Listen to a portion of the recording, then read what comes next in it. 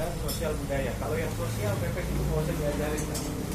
Kami dari zaman masih relawan, ada yang banjir tinggi kita kesana, ada yang apa namanya kena musibah kita kesana, apa segala macam, terutama yang banjir kemarin dan lain-lain dan lain-lain. Nah, fokusnya sekarang tinggal pidana ekonominya seperti apa. PPS itu kemarin hanya muter di urusan UMKM aja, UMKM. Sementara kita berpikir kita mau main plannership, tujuh saya langsung bicara apa adanya aja. Kita ngumpul semua di sini, mau bisnis barang, mau dapat profit barang sambil bermanfaat buat orang, kan gitu. Nah, intinya dari profit atau mendapatkan keuntungan atau apapun itu, ini saya cerita lagi flashback waktu saya ngobrol sama ketua umum. Kalau PPS tidak mau bergerak di bidang ekonomi, caranya belum mau, maka saya tidak bersedia dijadikan ketua. Karena diharapkan sosial terus jadinya. Sosial. Kalau sosial jangan diajarin. Bukannya mau hitung-hitungan, memang udah nggak terhitung. Tenaga, pikiran, jadi pertanyaan pertama, PPS itu apa? Sudah jelas. Perhimpunan Penggerak Indonesia Sejahtera, fokus di kata kuncinya penggerak. Jadi kita yang gerakin. Di saat orang lagi pada diem semua, pada berpikir ini COVID, bingung mau gimana ya, terus orang-orang pada kena PHK dan lain-lain, kita yang gerakin. Kita yang kasih mereka provokator. Apa? Yang provokator sampai gerakin. Itu. Nah, untuk ekonominya itu dia di UMKM terus.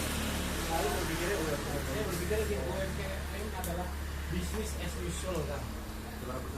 Business as usual. Artinya adalah itu mau bisnis biasa kita, nggak bakal kita tinggal. Nah, itu menjawab yang satu pertanyaan pertama.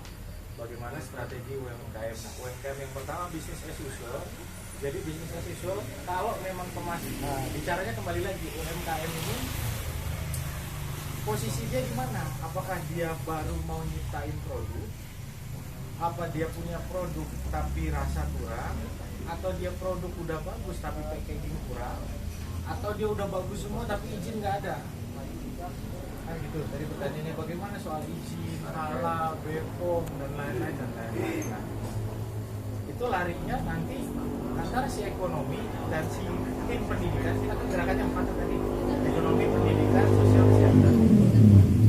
Si pendidikan inilah yang bertugas untuk edukasi para UMKM, para anggota ini untuk supaya produknya kita itu menjadi standarisasi nasional dulu deh, SNI deh. Kita berbicaranya SNI aja, jangan standar itu dulu. Jadi itu produk kita kalau mau dibawa, katakanlah tadi kayak tutup oncom ya. Tadi saya cerita sama Kang Maman, ini tutup oncom kalau bisa dibawa ke Turki, dikemas dengan baik dan segala macam, ini bisa dijual karena memang sudah ada permintaan di sana. Sudah ada sebenarnya banyak yang meminta kita sama produk-produk UMKM banyak, tapi kita tahu diri gitu ya.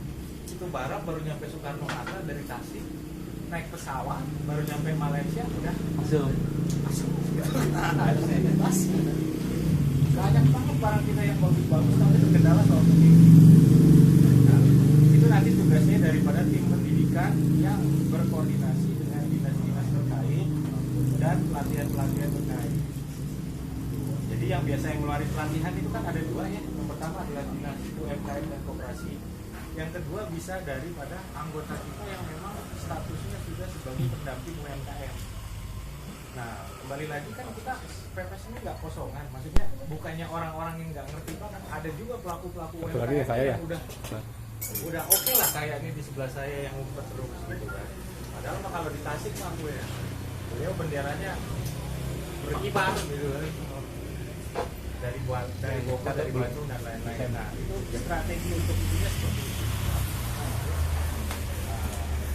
Nah, setelah ke sana baru kita jadi dari hulu sampai hilir. Hulunya kalau kita udah punya produk, jadi siapin aja segala macamnya sampai akhirnya penciptaan itu tadi. produk kita standar nasional Indonesia dan bisa diekspor. Kita nggak usah macem-macem deh ngomongin soal ekspor. Itu tutup ini pakai contoh ya, tutup oncom dibawa ke Papua deh. Akan nggak, udah gitu aja dulu. Jadi kita mainnya nasional dulu aja. Jam ya. Tapi kembali lagi, itu baru ngomongin strategi tahun kedua. Kan ada fondasi-fondasinya. Nah, strategi tahun pertama, yang pertama itu adalah untuk ya gitu ya. Siap. Yang Uyun ya? Yang tubruk. Kopi saya belum nyampe-nyampe. Tubruk apa? Tubruk yang biasa. Oh, Masih di JNE. Uyut sama satu orang. Yang Uyut. Espresso. Uyut sama espresso. Mulai espresso biasa. Oh. Itu. Jadi di tahun pertama ini kita setting fondasi dulu, nggak usah ngoyo-ngoyo, nggak usah macem-macem. Oh iya. Kekurangannya apa? Dan langsung dibikin namanya jalur perdagangannya. Kalau strategi saya di tahun pertama langsung gitu. Jadi buat apa kita sibuk-sibuk soal packing, buat apa sibuk-sibuk soal izin tapi yang beli nggak ada. Itu strategi saya tahun pertama. Tadi saya cerita begitu karena kan saya bilang plan strategi tadi ada 5 tahun.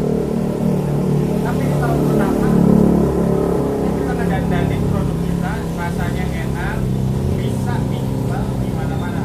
Artinya dijual di mana-mana, nggak usah ngomongin banyak kali lebar, ngomongin Jabar aja. Contoh, itu tutup oncom, saya mau di tiap sekretariat kota di Jawa Barat ada yang dijual. Makanya Sebenarnya di sini di restoran. nah itu makanya kita akan buka jalur perdagangan kita offline dan online. Nah kalau online kita punya website yang namanya Kulaku. Website ini di dalamnya mirip Tokopedia. Apa? Kulaku. Bukan Akulaku ya. Kulaku. Kulaku. Nah Kulaku itu bukan hanya orang pepes doang dalamnya. Di dalamnya juga ada OKOC. Jadi nanti anggota kita pepes masuk ke Kulaku tuh, dagangannya di situ semua. OKOC masuk situ juga. Gitu di dalam Kulaku. Jadi nanti kita sinergi. Jadi orang OKOC bisa beli barang pepes bisa beli barang OKOC. Sama satu lagi itu dari Jakarta Jakarta Planner. Jadi websitenya itu ada 3. Nah, saya lagi bikin bagaimana caranya websitenya itu modelnya kayak Gojek. Jadi saya mau masukin yang namanya motor, mobil, GoFood dan lain-lain. Nah, motor anggota kita yang pada nganggur kan dia bisa Gojek ini ya, apa segala macam. Nah, itu kita lagi arahkan ke arah sana untuk online-nya. Nah, untuk online-nya itu tadi saya harapkan nanti teman-teman dari sini semangat untuk ini loh teman-teman, satu organisasi itu kan harus punya rumah ya. Kalau kita ketemu gak usah macam-macam lah, kita ketemu sama teman kita gitu kan, wah apa nih BPS gini kantornya di mana, dia nanya sekretariatnya di mana, nggak punya. Nah, gimana mau ngomong hal-hal yang lebih besar daripada rumahnya aja, markasnya nggak ada kan gitu. Masih ngestri. Makanya yang tahun pertama ini, yang pertama kita jalur perdagangan dulu semua seperti itu, online dan offline terintegrasi seluruh Jawa Barat. Yang kedua itu markas masing-masing kota dan kabupaten bikin gitu. Jadi nanti kalau ngundang bupati, ngundang kepala dinas, ngundang apa, markasnya ada. Kombes ya. Sekretariat ada. Nah, kita ini kan baru-baru mulai semua. Bagaimana pendanaan daripada PPS-nya sendiri? Nah, saya udah masuk ke arah yang lain. Tadi UMKM sudah terjawab kan, bagaimana mengurus izin,